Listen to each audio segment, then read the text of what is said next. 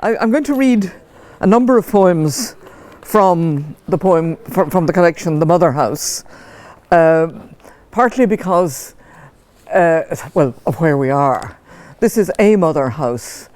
It's not the only mother house that I have encountered in my life, because my family history includes 3 aunts who joined various religious orders and worked a lot abroad, so that I've been very interested in also the international dimension of the religious life. Indeed, that is also something that we can see and appreciate, I think, in the place we're in. The fascination of convents is in part, for me, something that it took me slightly by surprise, because I had actually resisted certain hints about having a vocation when I was young. And then I found when I started to write poetry that the figures of religious sisters started to appear, sometimes in quite unexpected contexts, and I followed this up. When I read in the Irish Times that this place was going to be redeveloped as a cultural centre, which we're in now, I suddenly realised a total compulsion to get here and see the place before it was changed. And I have to thank Bride Gibbons for showing me around on that occasion. And then I thought I'd write a poem about it, but the poem became a number of different poems. They ended up in this collection, The Mother House, which is actually dedicated to my old friend who died early this year, Margaret McCurtain, a Dominican sister who lived, had a very full and interesting life, was a great historian, and was also a mover in insisting that women's congregations should pay attention to their history, should preserve their archives, and that is obviously one of the things that is happening in the place we're in. I'm not going to go on at length about why I do this, but just to say that what I found when I was writing these poems was that I was looking at, first of all, the fact that the history of convents is such a large part of women's history, not only in Ireland, in many countries, but especially in Europe. I mean, in the historic development of women's history in Europe. But also that it's an extraordinary example of what happens in the history of place, the way places are made, enclosed, opened again, turned around, transformed to other purposes, and that's one of the things I want to look at in this reading. I'm going to start by reading a poem that is just about Nano Nagle, but it's also about place. It's called An Imperfect Enclosure, because at the time when she was starting on her work of education, and was being supported by by various Catholic luminaries, eminences, there was a general feeling all the same that she ought to be locked up, that she ought to be inside, not out in the street doing things. And that's what this poem is about, An Imperfect Enclosure. She was out in all weathers. She was tired. Someone gave her a chair in a shop, rested, and then away in the street on the move. The house she built first, giving on the street, could she close up doors and windows on that side? It would be noticed as a convent. She asked to be buried in the common cemetery. They broke through the wall of the nuns' graveyard and slipped her coffin inside. But she would not stay, so they built her a stone tomb nearer to Cove Lane and opened a latch at one end so hands can touch the coffin. Since I wrote that poem, she has, of course, been moved again, which again suggests that she is a volatile and not easily understood person. I inserted into this collection of poems a small group called A Map of Convents, and I'll read a couple of those. The first one is called Cove Lane, and it starts with a quotation from Nano Nagle. We don't have very much of what she actually said or wrote. She says, "And I took in children by degrees, not to make any noise about it in the beginning. In about 9 months, I had about 200 children." So it's about this area of Cork also, the poverty, which was a large part of the experience, but also the pressure to not to be noticed. Here is the map with the underground streams, the vessels that shrug at their tether, the walled islands and the fine gardens. There was another map of a different place in her head. She told nobody. Nothing gave her away, not her clothes or the clothes of her company, secular and plain, or the cabin in the southwest corner where now the playing field is hard ground. It was poor, like the shacks and cellars piled together in the laneways that sloped up from the South Channel. The map of the city never showed those children swiftly assembling into a parliament of girls and boys. I use that word parliament because the poet Liam O'Muirheala, who came from Douglas Street, told me, and I have not traced his evidence for this, but he told me that an important Irish text of the 17th century, Parliament Naman, the Parliament of Women, was actually written in this area. And I thought I would try to smuggle in a reference to that. I'll read a later poem called To the Mother House, which is partly about the experience of my aunts, two of whom joined an order called it was then called the Franciscans of Calais, and they did a lot of recruiting in Ireland. It's a bit fictionalized, but the story basically is that my two aunts, who were sisters, obviously, went off together on the liner from Cove to Le Havre, and they went in the 1930s, so they both experienced the Second World War. I don't know if they were accompanied at that time by a woman whom I knew as Mother Lawrence, who also lived through that war and in fact ended up in Ravensbrück concentration camp because she was hiding a British airman in the laundry of her convent. So that's one part of the poem. The penal chalice, however, is something that I saw here.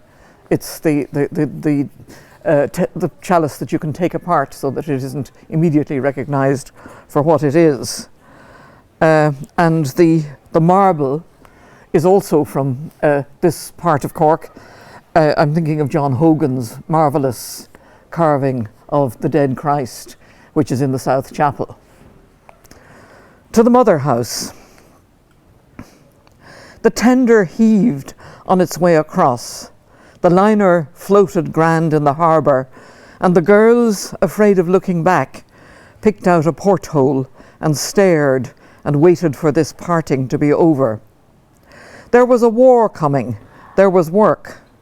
The young ones would never see a soldier, only smile at meagre faces in the Alpine sanatorium.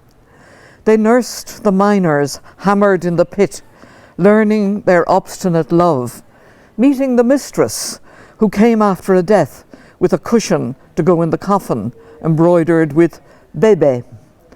The older nun lived through Ravensbrück, sent there after hiding a crashed airman in the laundry.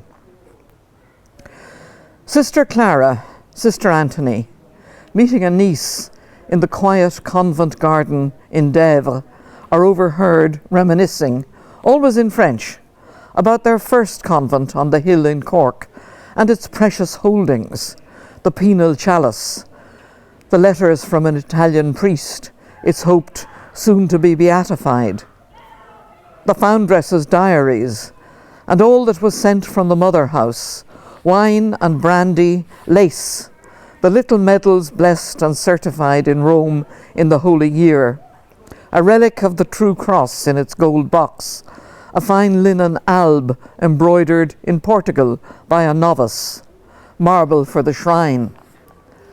The marble is still there under the altar. The mule driver's curses, the rattling ass and cart, leave no sign on the stone. It sucks in meaning. Marble is perfect, how it shows the bones inside the skin, the folds in the light shroud, and the trailing strands of hair. Before I started work on the Mother House, I'd written another poem which is really also set here, but it's written, although I mean, it doesn't quite fit the location. It's called An Information, and it's about a man who is actually spying on a convent and laying information about this house, which is of course a forbidden place. But then years later, he returns to the place, and to some extent he's meant to be asking himself, what on earth was I doing spying on these women? And that's it. I think that's all I need to say about it, I think. An Information. I returned to that narrow street where I used to stand and listen to the chat from kitchen or parlour filtered through rotten tiles. I thought the rough walls seemed higher than before. My cheek against the stone, I noted the new door since last I'd been there. Began to count the years. To count the questions I couldn't ask now. Did you sit apart? Had you washed your hands before entering the room? Was the water laced with vinegar? What did you say while it thundered? And what did you say when you went out, so the crowds that danced at the wedding would not know your whole story? They are dancing still beside the river, and now I see her climbing towards me up the long flight of steps that winds beside the fever hospital. In her covered basket, the makings of the meal. I had never found out the certain day. And now I must not ask, where did you buy the bread? And did they guess in the shop where you got the duck eggs that you had a guest? Along the alleys the wind whispered to me, open your hand, let it fall down, whatever you were holding. Let it lie until the day after, let it go, let it lie until it is blown to the river. Do not look back to see whose hand finds it, or where it is hidden again when found. When I was planning this reading, I thought I'd make a slight break at this point and read a poem. I just came across it, written for my first grandson. It's called Incipit Hodie, and it's about a child learning language. For Phoenix Alexander Woods. When you fell into our language like a fish into water, no wonder you were blinded by the splash you made. We wiped our eyes, but for you it took longer. It sprayed like feathers around you while you tried making out the noises, and slowly the stream ran calmer, though it took you a while to trust your ears and eyes. How are you supposed to grasp the water's flow? But look, those flourishes are pebbles and fish. Fish are slipping away. The water is clear and still. When you reach for words, they will be hard like pebbles in your hands. Not that I want to read a pandemic poem, but I do have one which was written over 50 years ago now. It was written on the polio epidemic, and I like it because it's a poem about Cork. It's just called The Polio Epidemic, and it's a family poem. It's about how when we were children, our parents were constantly saying to us, "Why are you always there with your nose stuck in a book? Why don't you go out and play like a normal child?"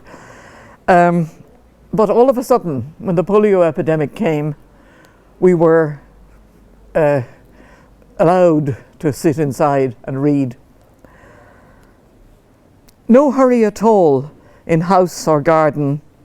The children were kept from the danger.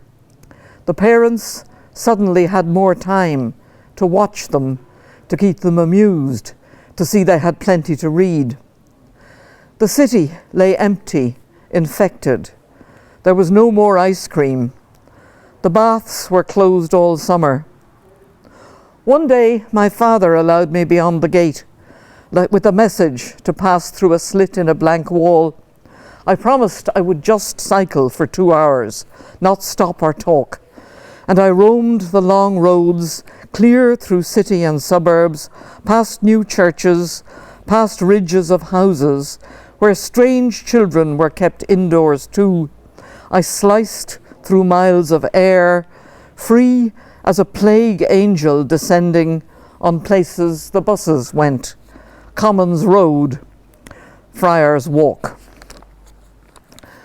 I'll read another couple of poems which are about the idea of vocation.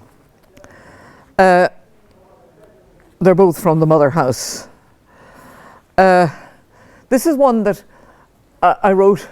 I heard a woman talking on the radio and realised as she was talking that she was talking about a convent in Galway. And what she said at the end, which is in the poem, made me think, gosh, I've got to write a poem about that. So it starts just with the idea of, I suppose, the strangeness of a decision to enter a convent, then goes on to the extraordinary normality of life. It's called Inside the House. She crossed the footbridge. The bell was ringing from the chapel. They were there expecting her. In she went, inside like breathing. Her quest for the kernel, the seed that might burst and make a way of release for her, escape, even if its hiding place was a shell, even if it had to be hidden, like the fragile yoke that held the giant's life. She plumbed the basement and searched inside the chimneys. She laughed, telling the story. "Oh, you'd do that," she said. "We couldn't have a man inside the door. The kitchen chimney, and I loved it. Well, I remember the old days. You'd be black all over after it." Again, I suppose one of the themes, I said it was about convents and place, but one of the themes that ties those together is the idea of work. The idea that, which is so much part of the modern history, but also when you read about the records that we have of earlier people, like, for example, Galileo's daughter. We have her letters. And she was running a good deal of her father's business, actually, from the convent. But this is a more, this is really me imagining what it's like in this place. People, like all teachers, teaching and getting on with the day, and then the feeling that you have when that day is over. So it's just called work. "Try it again," says the voice. After that, a tinkling. The last piano lesson joins up with the mutter of Latin, the scholarship class getting a final trot through the metrics of Horace's odes. And soon it will be all stillness indoors. Now silence is waiting, a music from under the floor too deep to be heard, a procession pacing with tall faded banners that sway and swallow the laneways clatter and the brewery smell. It flows like a tide, it encloses our evening. It's as if we grew gills like fish to breathe it in deeply. Of course, the brewery is gone too, and the convent is still here. This one, which is the second sort of vocation poem, is from a story that I was told by Margaret McCurtain, and as the folklorists say, told as true by a normally truthful person. And it's apparently is a true story. It's called "She Was at the Haymaking." She was down in the small field, turning the last swathes of hay on the slope facing the river mouth. Each time she came back up, she saw the wave so gently courting the land with shallow pushes, and the curved edge of the tide making its way upstream. She was alone in the field. They were up in the house with Mary, whose bag was packed, waiting for the car to bring her on the first stage, the start of her long voyage, away to the far shores of America and the novitiate. She worked on with the rake, thinking of the rolling wave, and I watching for the car. When she heard it on the road, she brought the rake up with her on the steep path to the house. They were all there in the parlour, Mary sitting in the middle, her face amazed. "I can't go. Now that it's time, I can't go." Her parents said nothing. Her sister had come to bid her goodbye. Now she said, "So I'll go." She shook a small bit of hay out of her hair. She washed her hands. She took up the bag and went off with the driver to a house full of rules, so far away that when she wrote to say she was happy, the letter took 3 weeks crossing the sea. I thought I would end with two. Have I time? Yes, maybe I have. Two newish poems, which are in different ways about enclosures, sacred spaces, and the history of convents. This one is called Wartime, and it's about the fact that historically in Europe, people were taking refuge in convents in times of war or other trouble. It's partly the idea of sanctuary, which in Irish is charman, from terminus, a place that once you had crossed the barrier, you were safe. But it's also, I think it was also, people were treating convents sometimes as a sort of dumping ground, a place where you sent your wife when you were fed up with her, or your sister when you were supposed to be. You might get her into trouble because she belonged to a politically out of favour family. So I tried to imagine what it was like, and also I think to suggest what a nuisance it must have been for the regular congregation to be suddenly filled up with all these extra people.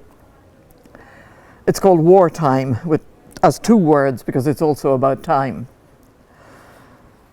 The convent is full of women down on their luck, abandoned wives, mothers-in-law, nieces and daughters of men who needed to vanish for a while. Avoiding each other, waiting, reading a little, or sometimes wasting an hour drafting a letter, they slip away to dig in boxes, hunting for the last envelope with a real address. Where do they all sleep? The young ones camp in the refectory under the frescoed arch. The girl who finished in boarding school has nowhere to go now. Her home is beyond the new border. She practices scales on the tablecloth, breathing in 4/4 time.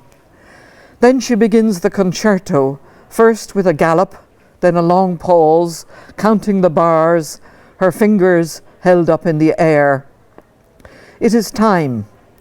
The women have drifted singly down along the short path leading to the chapel, the sisters' voices heard as the door opens, a brief crescendo.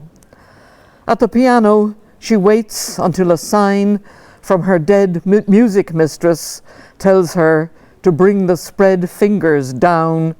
She holds the chord in place, pressing her foot into the floor, the note sinking into time.